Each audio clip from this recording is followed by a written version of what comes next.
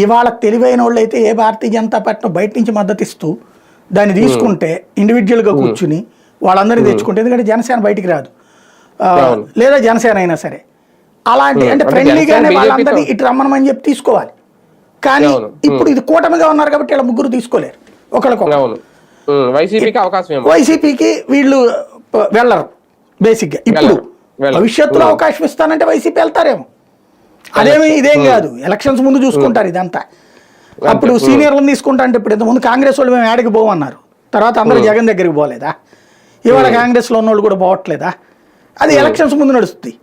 ఈ అంతమందిని నెగ్లెక్ట్ చేయడం కూడా కష్టం, అదే తప్పు.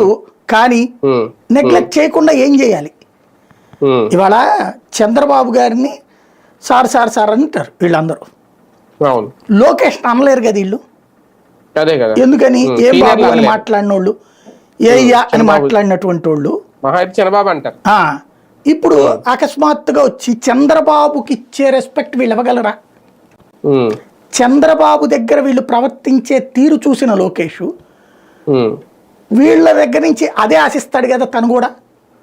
అది లేకపోతే తట్టుకోగలడా? అలాగని లోకేష్ ఏమి ద్వేషించడం దూషించడం, కానీ తన టీం తనకు కావాలనుకుంటాడు కదా.